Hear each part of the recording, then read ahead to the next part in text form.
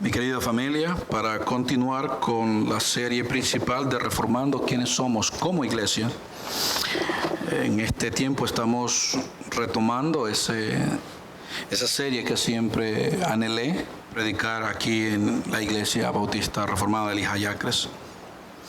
Y esto es las 5 solas de la Reforma dentro de lo que son las doctrinas de la gracia. Como dije la semana pasada, lo que comenzó como una simple protesta por parte de Martín Lutero en contra de una serie de prácticas religiosas de parte de la Iglesia de Roma, culminó siendo un movimiento transformador de la Iglesia y de toda la sociedad. Este movimiento, denominado como la Reforma, se expandió por los siguientes 200 años, cruzando el océano y llegando a Norteamérica, a bordo del Mayflower. Las 5 solas que vamos a estar resumiendo este domingo y los otros 3 por venir, si así Dios lo permite, es la teología que propulsa fue propulsada por la Reforma. Lutero clavó sus 95 tesis en la puerta de la Catedral de Wittenberg el 31 de octubre de 1517. Y como estuve diciendo el domingo pasado, la queja principal fue el asunto de la venta de las indulgencias, con las cuales se pagó una buena parte de la construcción de la Basílica de San Pedro en el Vaticano. Familia, esto inició todo un movimiento que culminó revisando no solo la venta de las indulgencias, pero toda la teología que la Iglesia Católica, Apostólica y Romana creía y abrazaba en aquel entonces. Por años los teólogos de la Reforma cuestionaron y cambiaron el entendimiento de la salvación del hombre que la Iglesia Católica de aquel entonces abrazaba, junto con toda la teología relacionada al plan de redención. Con el paso del tiempo se hizo necesario resumir todo ese entendimiento teológico, con tal de que otros pudieran visualizarlo de una manera sencilla, pero no simplista. Y entonces llegaron a la conclusión de resumir todo en esas 5 frases conocidas como las 5 solas. Sola Escritura, sola fide, sola gratia, solo Christus y soli Deo gloria. El domingo pasado estuvimos analizando y aprendiendo acerca de sola Escritura o solamente por la Escritura. Familia, estas frases representan el corazón de la teología reformada y resume verdades no negociables del Evangelio que todo creyente debe saber. Déjenme serles claro en esto. La fortaleza de una iglesia depende de las verdades que la sustentan. Y de ahí que toda iglesia que se hace llamar bíblica necesite no solo abrazar estos principios, sino también proclamarlos a las siguientes generaciones, garantizando así que estas doctrinas pasen de generación a generación. A veces da tristeza encontrarse con personas que se autonominan creyentes. Si usted les pregunta, ¿han escuchado alguna vez hablar acerca de las 5 solas? Y la respuesta es, ¿con qué se come eso? Háblame del amor de Cristo. Y uno dice, sí, pero las 5 solas hablan del amor de Cristo. Es más, hay una de ellas que toca especialmente ese tema en particular. Ahora, ¿por qué? Porque la mayoría de las personas que se autonominan creyentes son creyentes desde su perspectiva y no son creyentes desde la perspectiva de Dios. Y ahí hay un problema bastante serio. ¿Por qué? Porque no es lo que nosotros creamos o pensemos, es lo que Dios ha decretado. De ahí que ahora vamos a tocar ese tema que muchos no les gusta tocar, y es el tema de sola fide. Este es un tema que dentro de los círculos cristianos se asume mucho, pero nunca se toca ese tema. Y el problema con asumir es que cuando uno asume y asume, resume y se le olvida todas las cosas. Y luego terminamos inventando un nuevo sistema para enseñar acerca de la fe. Recuerdo cuando era un joven y en alguna ocasión me hablaron a ver si yo tenía fe. Yo dije, sí, yo tengo fe. Y me preguntaron, ¿en qué tienes fe? Y digo yo, bueno, tengo fe que cuando yo me levanto, abro mis ojos, estoy vivo y voy a hacer las cosas que tengo que hacer. Y me dijeron, tú no tienes ni idea lo que es la fe. Eso fue un varón allá en Honduras. La segunda vez que fui retado con respecto de la fe fue en Nueva York, allá por los años 1990 y pico. Y no es pico largo ni pico chico, es pico. Para aquellos que están tratando de decir, el pastor tiene tal edad. Todos saben mi edad, así que no empecemos a deducir. Y fue el reverendo César Ramos que me cuestionó acerca de la fe. Y también mi respuesta fue algo parecido, ¿no? Mi respuesta fue un poquito más práctica. Y yo le dije, bueno, yo tengo fe que cuando yo meto la llave para encender el carro y le doy la vuelta, va a encender. Y me dijo, todavía no entiendes lo que es la fe. La tercera vez que fui retado con este tema de la fe fue por mi hermano Brent Line. Y me dijo, ¿sabes lo que es fe? Y yo le dije, sí, Hebreos 11:1. Y me dice, ¿y quién la da? Le dije, el Espíritu de Dios. Mucho había pasado en ese periodo de tiempo. 3 veces retado, 2 veces equivocado y por último ya llegando al tema. ¿Por qué yo traigo esto a colación? Porque lo que vamos a estar analizando es algo que le pasó a alguien llamado Martín Lutero. Pero el texto que voy a comenzar leyendo se encuentra en Romanos capítulo 3, versos del 27 al 31. Dice lo siguiente: ¿podemos entonces jactarnos de haber hecho algo para que Dios nos acepte? Noten la pregunta de Pablo. ¿Podemos entonces jactarnos? ¿Podemos entonces sentirnos orgullosos de haber hecho algo para que Dios nos acepte? Hoy por hoy, por cierto, hoy en la mañana estaba viendo me gusta a veces los domingos para abrir un poquito mi manera de observar el mundo, ver predicadores de diferentes denominaciones, y estaba viendo un conjunto de sermones, entre ellos Joel Osteen, Rick Warren y otros caballeros por ese estilo, ¿no? Y era interesante de que el orgullo cristiano que tienen muchos pastores los hace ser ciegos de las verdades del Evangelio y no están claros en eso. Mi querida familia, Pablo hace una pregunta y da una respuesta. La pregunta es muy sencilla. ¿Podemos entonces jactarnos de haber hecho algo, de nosotros haber sido copartícipes en el hecho de que Dios nos acepte? Muchos pueden decir, sí, pero yo acepté a Cristo el día que el predicador predicó y entonces yo sentí en mi corazón, y cuando dijeron pase enfrente, yo pasé enfrente, así que yo pasé enfrente, yo hice algo para que Dios me aceptara.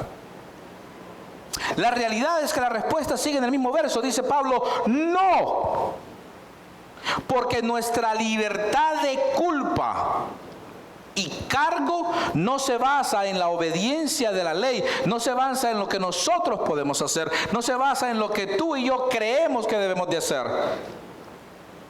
Esa culpa y ese cargo nos recuerda de que nosotros somos culpables y el cargo es la consecuencia de ello. Jesucristo vino al mundo para salvarnos de ese pecado, de esa culpa y de ese cargo. Por lo tanto, Pablo está haciendo un recuento de eso mismo en esta carta a los Romanos. Y note que está comenzando, es el capítulo 3 del libro de los Romanos. Y luego dice, está basada en la fe. Y eso como que dice, espérate un momento, hace poco dijo de que nosotros no podemos jactarnos de que no hemos hecho nada, pero ahora dice que está basada en la fe. Y ahí es donde viene a colación lo que yo acabo de decir. Muchas veces nosotros pensamos que somos nosotros los que tenemos fe, pero en esta tarde vamos a aprender que no es así. Continúo leyendo. Así que somos declarados justos a los ojos de Dios por medio de la fe y no por obedecer la ley. Notan, por medio de la fe, no por obedecer la ley, no por obras, por fe. No por lo que nosotros podemos hacer, es por fe. Y muchos de ustedes están diciendo, sí, pero ¿no es mi fe? Bueno, vamos a llegar ahí. Después de todo, ¿acaso Dios es solo el Dios de los judíos? ¿No es también el Dios de los gentiles? Claro que sí. Hay solo un Dios y Él declara justos a judíos y gentiles, únicamente por medio de la fe. Por supuesto que no. De hecho, solo cuando tenemos fe cumplimos verdaderamente la ley. Vuelvo y repito la pregunta. ¿Eso significa que podemos olvidarnos de la ley? Por supuesto que no. De hecho, solo cuando tenemos fe cumplimos verdaderamente la ley. Ahora ustedes ven este asunto. No podemos cumplir la ley en una parte, pero sí podemos cumplir la ley en otra parte. El común denominador es la fe. El que no tiene la fe no puede cumplir la ley, y si no puede cumplir la ley, no puede ser declarado justo delante de los ojos de Dios. Familia, sola fide es la segunda de las 5 solas de la Reforma. La expresión significa salvación por fe solamente. O dicho de una manera más teológica, justificación solo por fe. Esta doctrina es de suma importancia, mi querida familia. Lutero decía que sola fide era el artículo sobre el cual la iglesia se mantiene en pie o se derrumba. Familia, hay muchas doctrinas de las cuales podemos discrepar. Podemos estar de desacuerdo. Por ejemplo, ustedes saben que hay 3 líneas de pensamiento con respecto al arrebatamiento de la iglesia. Unos piensan que la iglesia va a ser arrebatada antes de la tribulación, otros piensan que va a ser arrebatada a los 3 años y medio de la gran tribulación, y otros piensan que la iglesia va a ser arrebatada al final de la tribulación. Doctrinas como esas podemos discrepar y todavía podemos ser hermanos. Pero doctrinas como sola fide no podemos discrepar. Porque la doctrina de sola fide es la columna vertebral de la fe cristiana. Sola fide nos asegura a nosotros si somos o no somos salvos. Esta es la doctrina que la iglesia de Roma no cree, ya que aún hoy en día enseñan que la salvación se obtiene a través de la fe más obras. Uno de los llamados padres de la iglesia llegó a decir que nadie puede tener a Dios por padre sin tener a la iglesia por madre. O sea, es Cristo más todas las creencias de la iglesia. Y eso trae muchos problemas. Un poco de historia. Lutero y sola fide. Familia, permítanme decirles que aunque Lutero terminó defendiendo esta doctrina de sola fide hasta con su propia vida, no fue así al principio. Lutero fue alguien que tempranamente en su peregrinaje con Cristo comprendió la justicia perfecta de Dios. ¿Qué estoy haciendo o tratando de puntualizar? Cuando nos referimos a la justicia de Dios, estamos hablando de que Dios es justo. Y dentro de su justicia, Él ve todo lo que no encaja dentro de esa justicia como algo que merece un verdadero castigo. Lutero entendió eso. Todo cristiano debe de entender eso. Y Lutero, dentro de su manera de razonar, de su manera de comprender la justicia perfecta de Dios, se sentía atormentado todos los días por su diario pecar.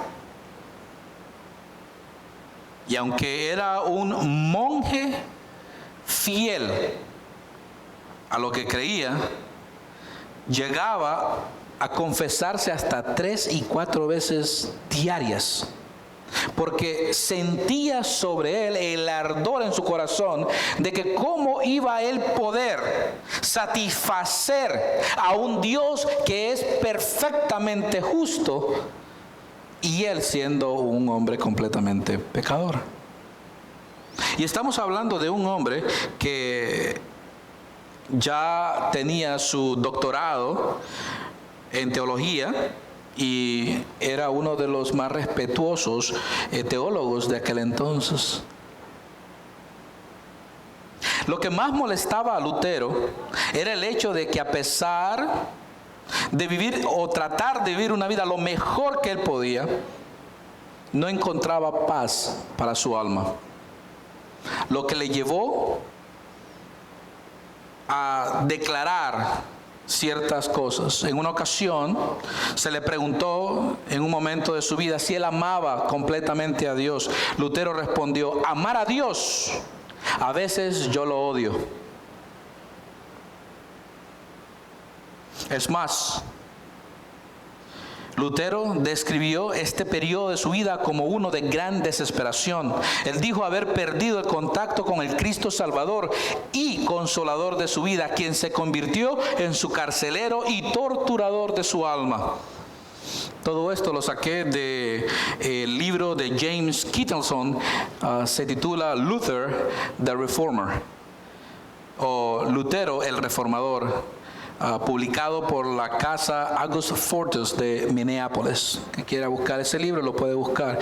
Y es interesante las primeras páginas, los primeros capítulos de ese libro. Ustedes ven un Lutero sufriendo, un Lutero tratando de complacer a Dios, pero nunca llegando a lograr. En 1516, mientras enseñaba el libro de Romanos, es interesante que, siendo un monje católico, siendo quien él era, nunca había tocado o profundizado en el libro de Romanos, porque ellos se profundizan más en el libro, en el Pentateuco, los libros de Génesis, Éxodo, Levíticos, Números y Deuteronomio. Pero en el Nuevo Testamento se quedan en los evangelios, no les gusta entrar mucho a las cartas paulinas. Pues en este caso, él estaba siendo maestro de una de las universidades en Alemania y le tocó hablar acerca del libro de Romanos. Lutero, por ser quien él era, él no llegaba a presentar una clase solamente porque sí, sino que él se preparaba, indagaba, buscaba desde el fondo para aprender y poder enseñar correctamente. Entonces, aprendiendo del libro de los Romanos, Lutero llegó a entender la esencia del evangelio cuando leyó este pasaje. Y es interesante que este pasaje se encuentra en el primer capítulo de Romanos. Romanos capítulo 1, verso 17, dice lo siguiente: esa buena noticia, refiriéndose al evangelio, porque el evangelio significa las buenas noticias, nos revela cómo Dios nos hace justo ante sus ojos, lo cual se logra del principio al fin por medio de la fe. Como dicen las Escrituras, es por medio de la fe que el justo tiene vida. Eso fue un choque para Lutero. Lutero dijo: espérate un momento, ¿cómo? Que Él, el Todopoderoso, nos encuentra justos delante de sus ojos por medio de la fe.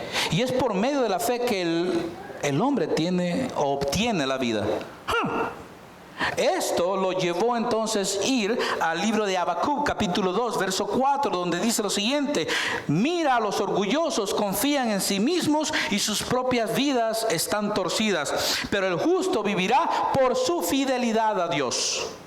Y él dijo: espérate un momento, yo he tratado de hacer las cosas por mis propios esfuerzos, pero esto no es basado en mis propios esfuerzos, es basado por los esfuerzos de otro. Entendida esta verdad, Lutero llegó a expresar lo siguiente: finalmente, meditando día y noche por la misericordia de Dios, yo comencé a entender que la justicia de Dios es aquella a través de la cual el justo vive como un regalo de Dios, por fe.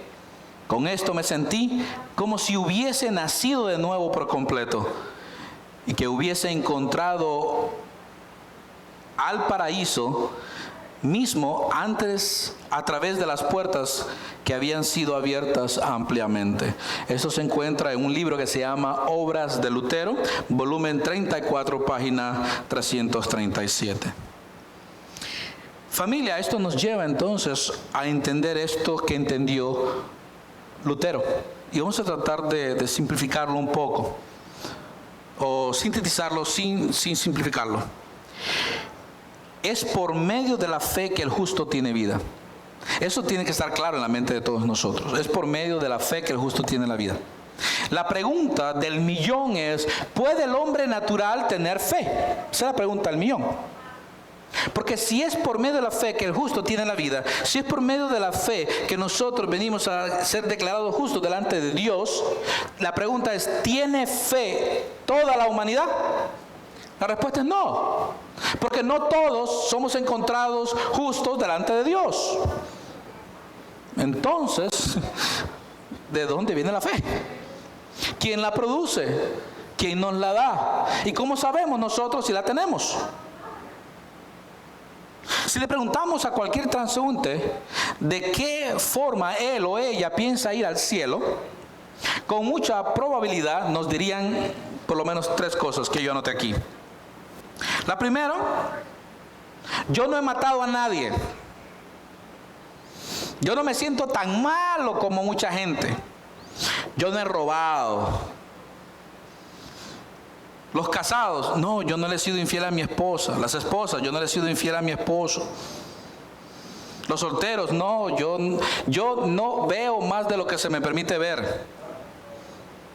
Y algunos otros: bueno, yo he dicho una que otra mentira, pero me he portado muy bien, así que Dios tiene que tomar todo eso en consideración y dejarme entrar al cielo. Otro: no, mi mamá fue cristiana y por lo tanto yo puedo entrar al cielo. Otros: mi abuelita oró por mí. Y el típico: en una tarde un pastor predicó y me dijo que pasara al frente y pasé. Así que ya soy salvo. Puedo y Dios me tiene que dejar entrar al cielo. Familia, la realidad es que con frecuencia podemos escuchar palabras similares a estas por aquellos que viven a nuestro alrededor cuando se cuestiona acerca de la vida después de la muerte. Palabras como estas distan mucho de lo que las enseñanzas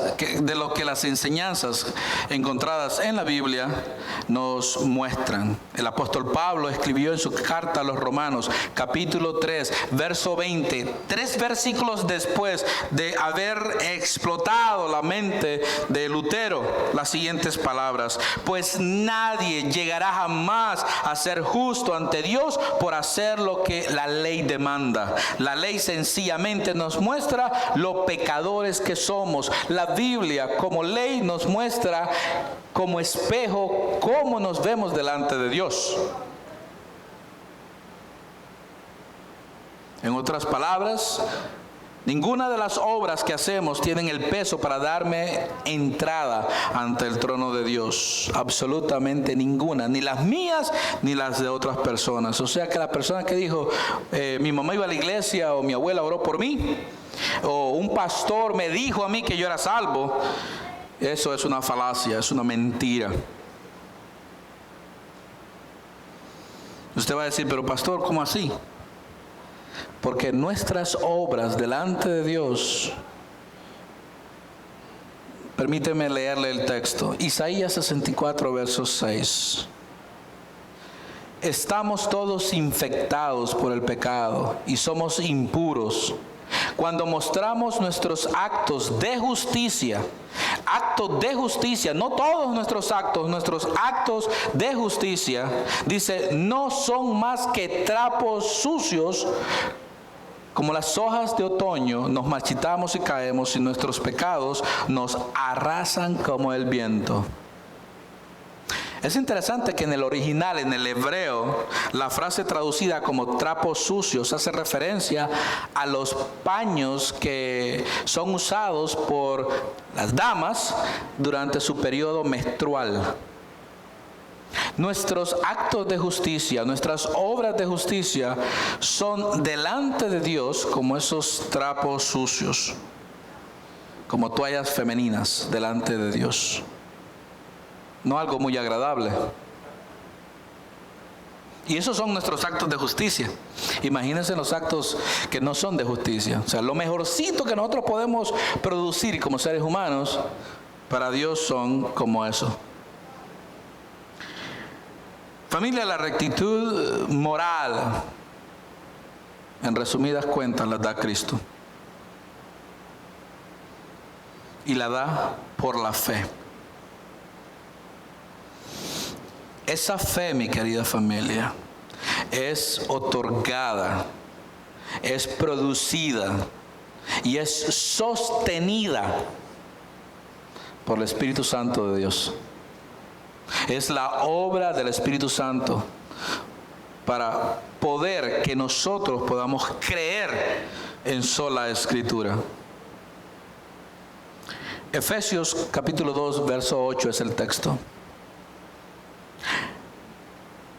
Voy a leerlo en dos versiones, Nueva Traducción Viviente y Nueva Versión Internacional. La primera dice: Dios los salvó por su gracia cuando creyeron. Ustedes no tienen ningún mérito en eso. Es un regalo de Dios. La pregunta es, ¿cuál es el regalo de Dios ahí? Dios los salvó por su gracia cuando creyeron. El siguiente texto, mismo texto, diferente versión. Porque por gracia ustedes han sido salvados mediante la fe. Esto no procede de ustedes, sino que es un regalo de Dios. ¿Qué es lo que no procede de nosotros? ¿La fe o la gracia? Es la fe. Porque la gracia por sí misma es ya un regalo.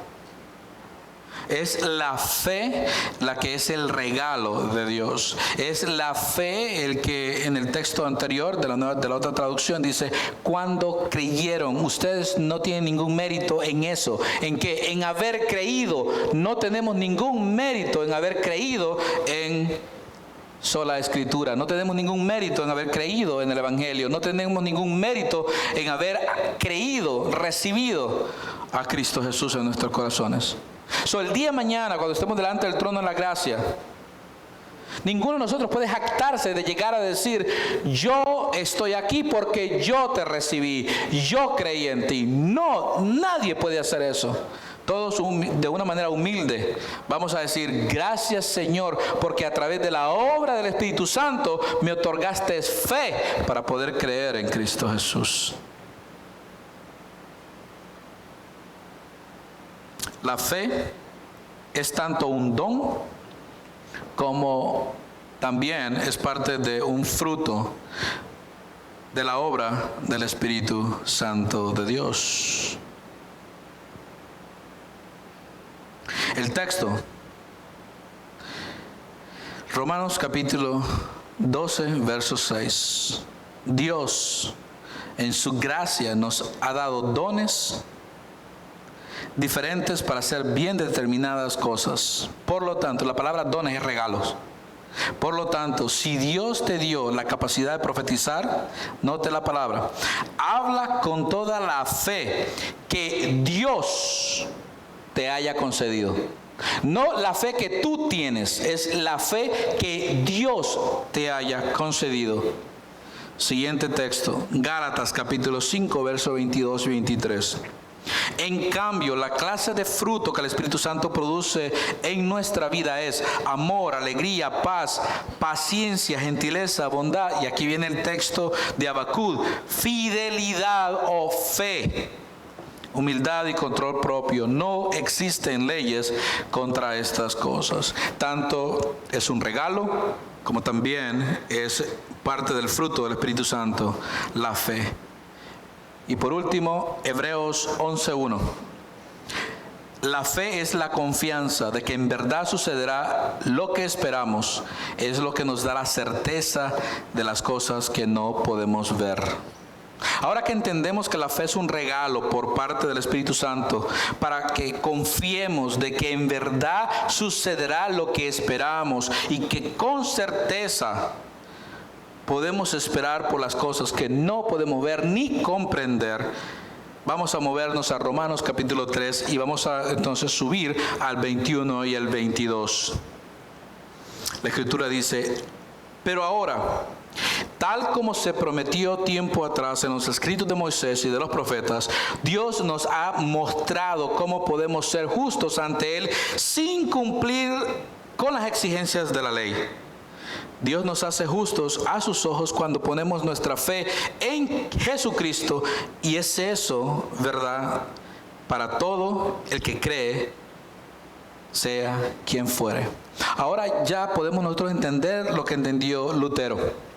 Dijo: espérate un momento, esa fe es un fruto del Espíritu Santo en mí, y cuando esa fe germina en mí, entonces yo puedo entender la obra de Cristo, yo puedo entender lo que Cristo hizo. Cristo vivió por mí, murió por mí y resucitó por mí. Por lo tanto, Él obedeció toda la ley de Dios, y ya yo, al poner mi fe en Cristo, no tengo que obedecer la ley, porque ya Cristo la obedeció por mí.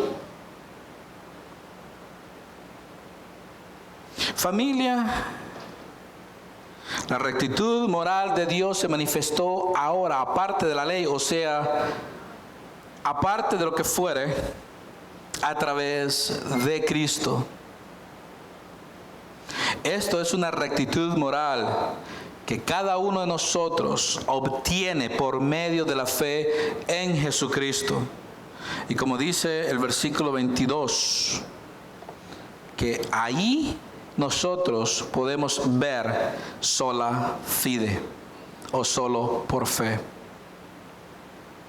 Familia, el día que Cristo murió, mis pecados le fueron cargados o imputados a su cuenta de una manera real. Y esto yo lo he enseñado, predicado y mostrado en muchas ocasiones. Cristo vivió una vida santa y perfecta, tomó mi lugar en la cruz del Calvario, murió, la ira de Dios cayó sobre Él, fue a los infiernos y resucitó, para que a través de lo que Él hizo, entonces nosotros podamos ser encontrados justos delante de Dios el Padre. Jesucristo venció y ató al hombre fuerte con el grito de gloria, encontrado en Mateo 27:46. Cuando Él en ese momento experimentó por primera vez la separación entre su divinidad y su humanidad, diciendo: Dios mío, ¿por qué me has desamparado? Otras versiones dicen abandonado. Ese fue, mi querida familia, la victoria de Cristo en la cruz. Porque para que nosotros fuéramos salvos, un hombre 100% hombre, no 100% Dios y 100% hombre, 100% Dios, tenía que morir en nuestro lugar, cargando todos nuestros pecados y las culpas de los mismos. De esa misma manera, el día que su siervo depositó esa fe que me otorgó el Espíritu Santo, el día que me resucitó espiritualmente, creí en Cristo, recibiéndolo como mi Señor y Salvador, entonces ese día su carácter moral y perfecto me fue cargado a mi cuenta. Familia, a esto que acabo de explicar es lo que en teología se le llama la doble imputación. Se le imputa a Cristo y a nosotros al mismo tiempo. Allí en la cruz nuestros pecados fueron imputados en Cristo, y su santidad, su carácter moral perfecto, se nos es imputado a nosotros. Y ahora ya no somos encontrados culpables delante de los ojos de Dios el Padre, sino que somos encontrados justos delante de los ojos de Dios el Padre.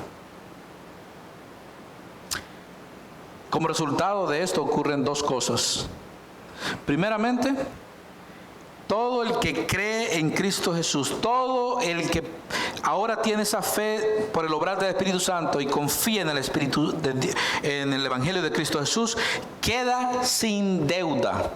La deuda que tenía pendiente fue saldada por Cristo. El texto, Romanos 6:23. Y la segunda cosa que ocurre, adquirimos una santidad ajena que me fue otorgada y nos es otorgada en ese momento en que creímos en Cristo Jesús como nuestro Señor y Salvador. ¿Por qué dije una santidad ajena? Porque esa santidad no fue producida por nosotros. Es una santidad que la produjo Cristo, la vivió Cristo y se nos es otorgada a nosotros. El texto, Juan capítulo 1, verso 12. Como mencioné con anterioridad, sola fide no es una idea nueva. Lo que ocurrió o lo que le ocurrió a los reformadores y a Lutero especialmente en este caso fue y es lo que le ocurre exactamente a cada uno de nosotros y le ocurrió a otro grande héroe que es catalogado como el padre de la fe. Y si fuera un estudio bíblico, yo sé que muchos de ustedes me dirían, yo sé a quién se refiere. Se refiere a Abraham. Génesis capítulo 15, verso 6 es el texto.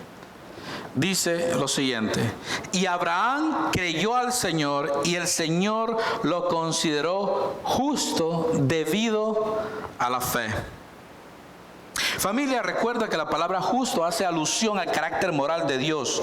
Entonces lo que Génesis capítulo 15 verso 6 dice es que Abraham le creyó a Dios y al creer su fe le fue contada por el carácter moral de Dios, siendo entonces considerado justo por la fe depositada en Dios. En otras palabras, la razón de la salvación de Abraham no fueron por sus obras en lo más mínimo, sino por la fe que él, sin entender, depositó en Dios, lo cual produjo su salvación.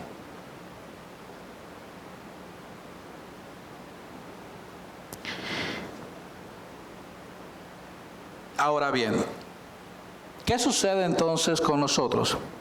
Podemos decir, bueno, yo creo que Cristo obró en mí a través de la obra del Espíritu Santo y ahora tengo fe. ¿Cómo yo sé que tengo fe?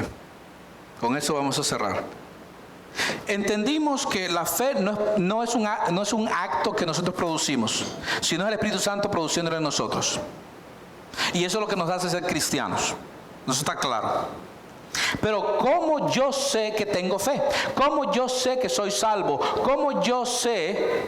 Y esto es interesante, que ni un pastor, ni un hermano, ni una hermana puede decirle a usted si usted es salvo o no es salvo. Eso solamente lo sabe Dios y tú. El texto, Filipenses capítulo 2, verso del 12 al 13. Ahí está la seguridad de la salvación. Noten.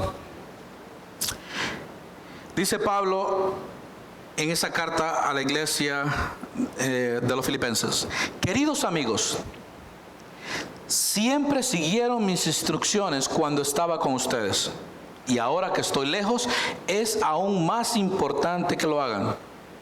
Esfuércense por demostrar los resultados de su salvación. ¿Cómo? Obedeciendo a Dios con profunda reverencia y temor, pues Dios trabaja en ustedes y les da el deseo y el poder para que hagan lo que a Él le agrada. El que es salvo, el que tiene fe, el que el Espíritu Santo ha obrado en él, de él produce el deseo de querer hacer lo que a Dios le agrada, sin que nadie se lo diga. Hoy por hoy encontramos iglesias llenas de personas que dicen que sí tienen fe. No, pero yo sí tengo fe, yo esto, yo lo otro. Yo a esto les digo, ¿han leído por casualidad la carta de Santiago? Cuando Santiago dice fe con obras, no es lo mismo fe y obras, es fe con obras. ¿Ah? Porque en Filipenses nos dice claro, esfuércense, ustedes mismos, esfuércense por demostrarse ustedes mismos los resultados de una salvación que fue producida en ustedes, si esa salvación fue producida. Porque si la salvación no fue producida, entonces no van a haber forma de que usted pueda decir yo soy salvo. Jesucristo declaró que un árbol bueno da frutos buenos, pero también dijo que un árbol malo da frutos malos. Y terminó con esta expresión: por sus frutos los conoceréis. Eso es lo que Pablo está diciendo. Esfuércese por demostrar los resultados de su salvación, obedeciendo a Dios con profunda reverencia y temor. El cristiano puede engañar a todo el mundo, menos engañarse a él mismo. Y a Dios mucho menos. El ser humano, estoy hablando ya general, le pasa lo mismo. Puede engañar a todo el mundo, menos no se puede engañar a él mismo.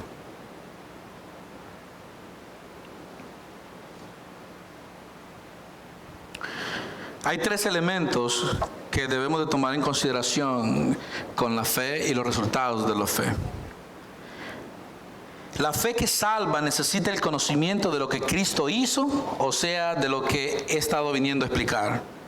Es lo que los reformadores llamaron en latín notitia, que hace referencia al conocimiento que se tiene de todo lo que Cristo hizo, y es lo que conocemos como el Evangelio de Cristo. De manera que la fe no puede ser ni irracional ni ilógica, ni es tampoco fe en la fe, sino es fe en Cristo. Segundo, la fe que salva necesita poseer convicción de la verdad. Convicción de que Cristo es el único nombre dado a los hombres por medio del cual podemos ser salvos. Textos, Hechos capítulo 4, verso 12. Y de que Él, o sea Jesucristo, es el camino, la verdad y la vida.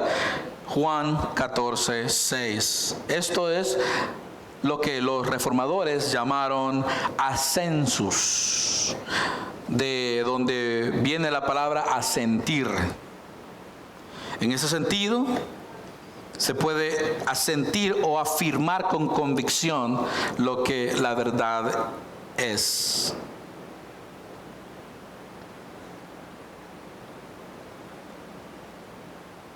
Ahora, tenemos que tener un problema con esto.